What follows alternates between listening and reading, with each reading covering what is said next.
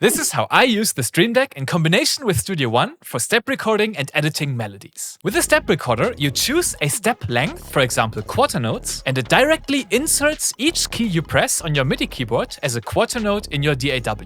One huge advantage of step recording is that when recording a melody, you can wait and think between notes, and they will still be written down in time and precisely to the grid. And compared to programming everything manually with the mouse, it's much faster. Step recording is a hybrid of programming and recording that's perfect for nailing those rhythmically even patterns, like repeating trailer ostinatos and accents. But there are also disadvantages. I think I found a great solution to mitigate them, and now use the step recorder for pretty much anything. One problem is that, well, everything is quantized to the grid. This can make your performance sound robotic and unnatural. Another issue is that it's quite cumbersome to switch between different note lengths while step recording. And how do you even insert a pause where no notes are played? I got you covered. And this is what it looks like. My Stream Deck profile has 3 parts: a red recording area, a blue editing area, and white articulation management. With today's sponsor Audio Icons, you can achieve the same sleek and consistent button design in no time.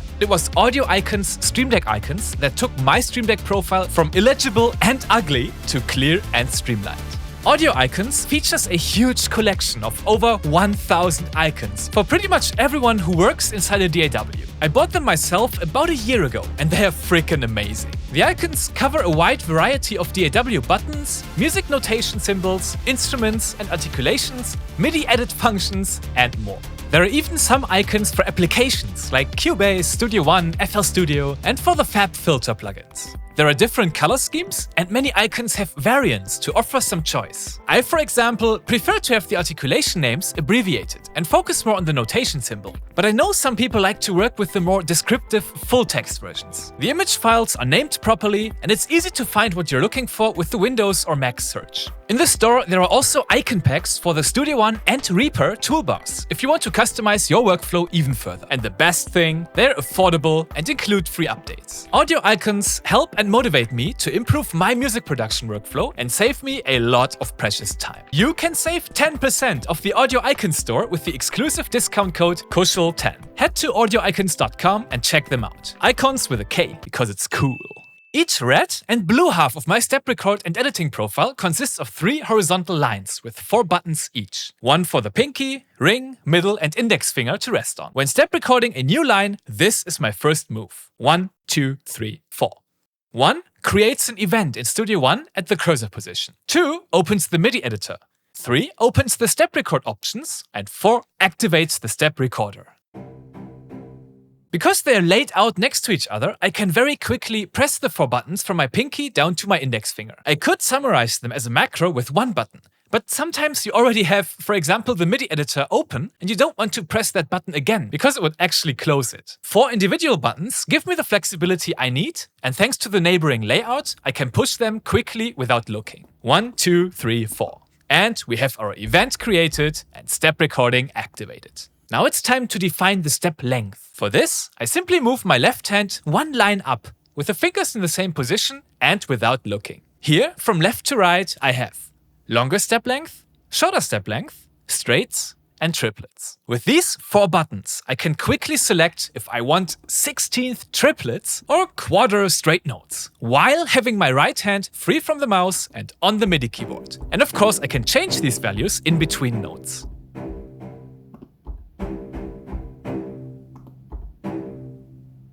Now we're ready to record our line. While recording, I move my hand to the red bottom row. Here, from left to right, I have undo, redo, and the much more important, go 1 step to the left and go 1 step to the right. The last button does real magic. With go 1 step to the right, you can insert pauses in the step recorder. The pause has the same length as your selected step interval. With this little button, we suddenly gained a lot of rhythmic flexibility, and we removed one of the big limitations of step recording.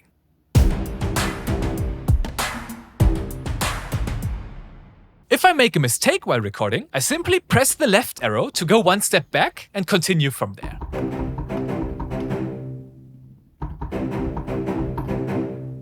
In the white top row of my Stream Deck profile, I have my most frequently used articulations. Repetitions for brass and woodwinds, spiccato for strings, and then staccatissimo, staccato, and legato. I use Studio One's sound variations to automatically apply these articulations to my sample libraries and hotkey them to the Stream Deck buttons. I show how to set up articulation macros in Studio One in the video up here. On the top right, there are two very important buttons. One makes all selected notes really short, and one makes them overlap to trigger legato. I set it so that pressing the legato button twice removes overlaps, which sometimes comes in handy.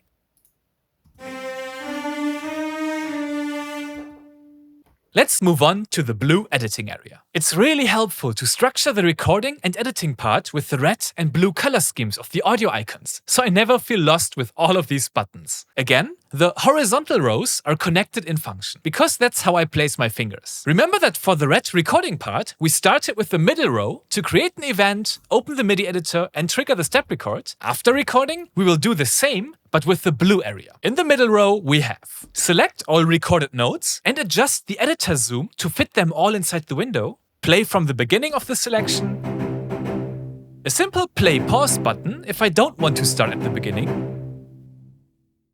and another button to close the MIDI editor when I'm finished with the edit.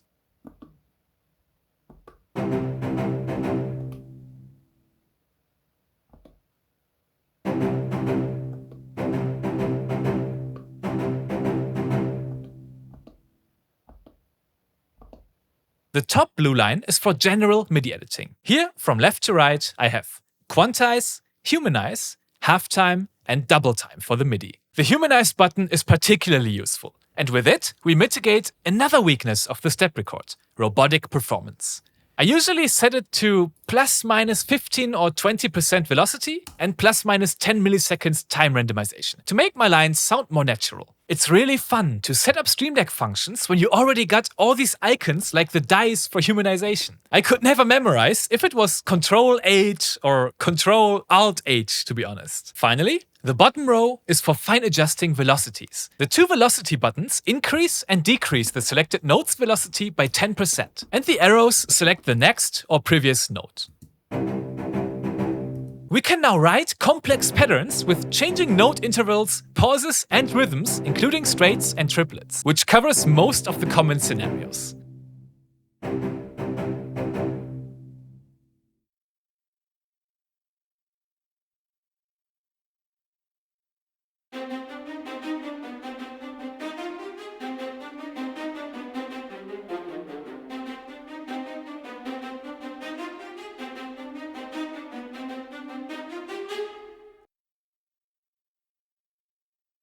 We can make short notes really short, plus assign a suitable articulation, and have selected notes overlap and trigger the legato articulation. And finally, we can select notes, play back, and edit the humanization, as well as individual note velocities.